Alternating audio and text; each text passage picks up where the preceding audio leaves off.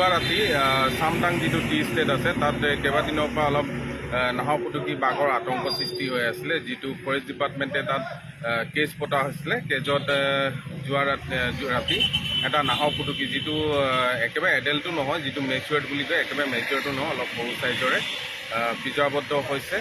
সেইটো আজি আনি পিনে আমাৰ যিটো ওচৰৰ বনাঞ্চল আছে দিহিং পাটকাই নেশ্যনেল পাৰ্ক, তাতে মুকলি কৰা হ'ল। ৰাইজক কি আহ্বান জনাব? ৰাইজক সেইটোৱে আহ্বান জনায় যে অলপ বিশেষকৈ যিবিলাক চাহপাত ছিঙিবলৈ সোমায়, আমাৰ আদিবাসী জনগোষ্ঠী যিবিলাক আছে, তেওঁলোক অলপ বাগানত সোমালে অলপ চাই চিন্তি সোমাবলৈ, যাতে কিছুমান ছিজনত কি হয় নাহৰফুটুকীয়ে পোৱালি দি ৰাখে। তো সেইবিলাক যদি পোৱালি আপোনালোক দেখে তেনেহ'লে পটককৈ হাত নলগাব, আৰু ফৰেষ্ট ডিপাৰ্টমেণ্ট বা NGO, ওচৰত যি NGO আছে তাহাঁতক খবৰ দিব, আমি গৈ পিনে উদ্ধাৰ কৰিম। এইটোৱে।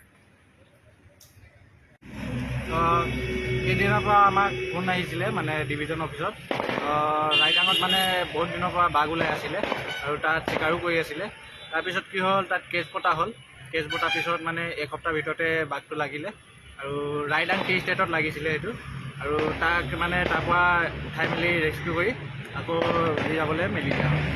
আচ্ছা, আপোনালোকৰ বন সহযোগে কিবা বন বিভাগে যিটো ফৰেষ্ট ডিপাৰ্টমেণ্ট আছে তেওঁলোকে আপোনালোকক কিবা সহায় কৰেনে?